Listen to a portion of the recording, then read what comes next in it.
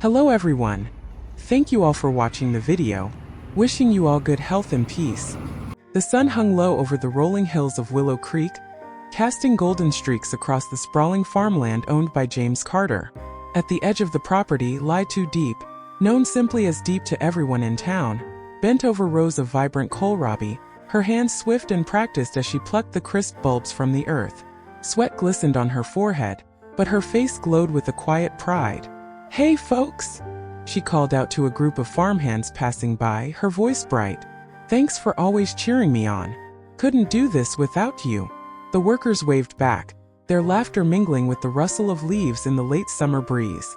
Diep wasn't just a worker on James's farm. She was its heartbeat. Every morning, she'd load her pickup truck with fresh produce and head to the Willow Creek market, where her stall was a magnet for locals. Her kohlrabi, cabbages, and sweet potatoes sold out before noon, her infectious smile sealing every deal. But today something else was brewing. As she stacked the last of her harvest, a dusty Jeep rolled up, kicking gravel into the air. Out stepped Tieu, James's right-hand man, his wiry frame hauling a bundle of freshly cut lumber. "Diep!" Tieu shouted, wiping his brow. "Boss says you need this wood for a chicken coop. Where should I drop it?" Diep straightened up, brushing dirt from her hands. "Over there by the shed," she pointed.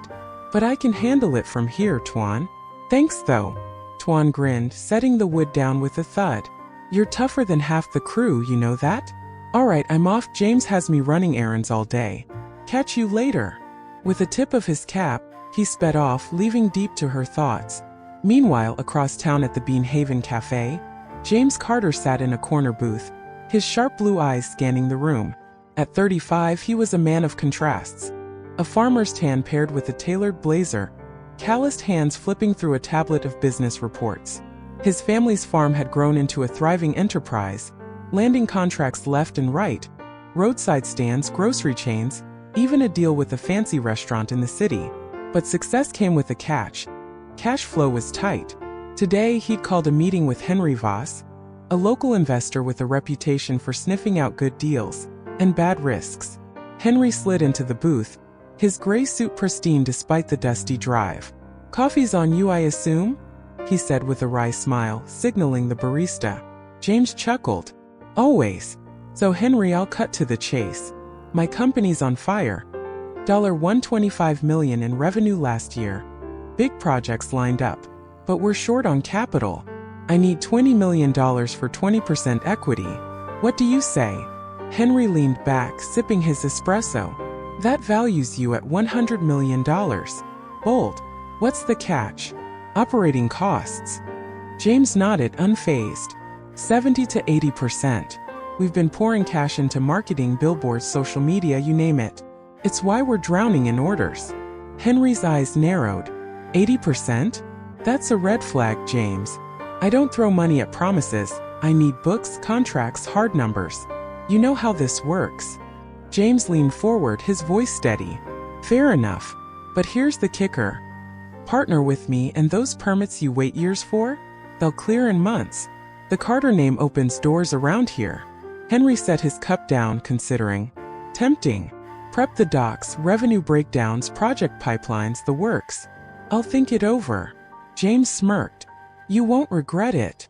They shook hands, but Henry's parting words lingered. "No shortcuts, James. I've been burned before." Back at the farm, Diep was hammering planks into place for her chicken coop when a familiar voice broke her focus. "Diep, you out here building a fortress?" It was Lynn, her best friend and a manager at James's office, stepping out of a sedan with a travel bag slung over her shoulder. Diep dropped her hammer and ran over, pulling Lynn into a hug. "Lynn, what's with the bag? You going somewhere?" Lynn's smile faltered.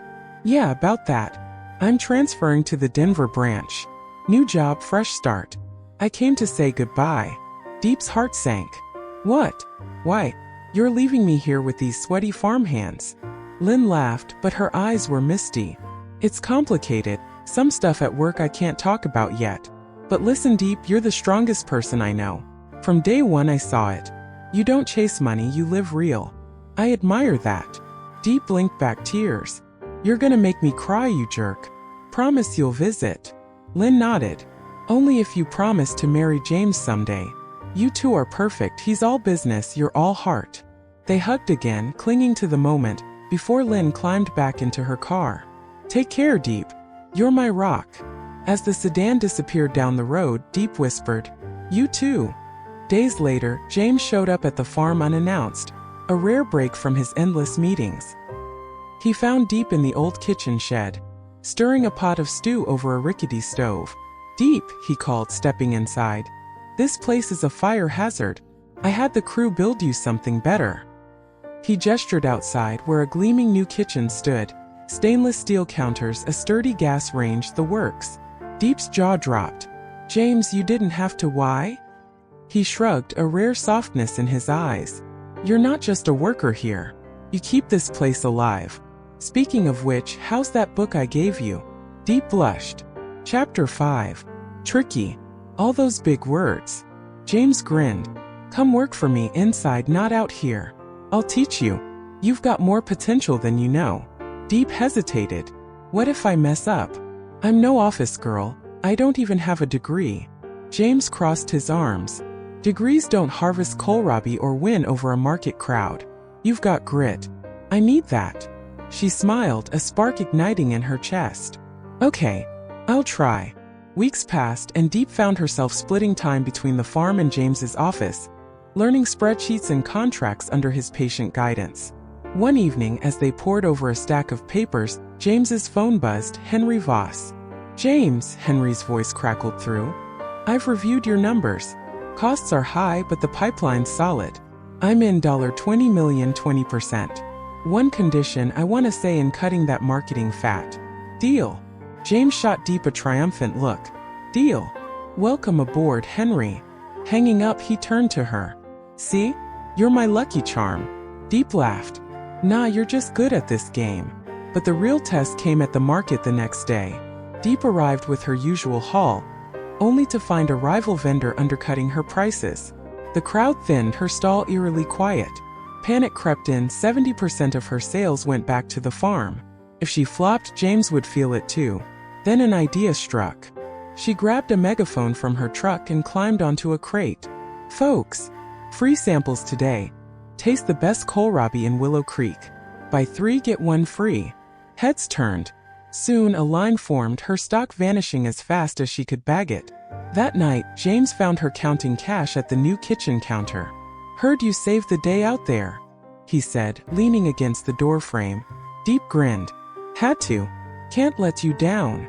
He stepped closer, his voice low. You never do. As the harvest moon rose over the farm, Diep stood outside, gazing at the field she'd tamed and the future she was building. With James's faith, Lynn's friendship, and her own stubborn will, she knew one thing. This was just the beginning.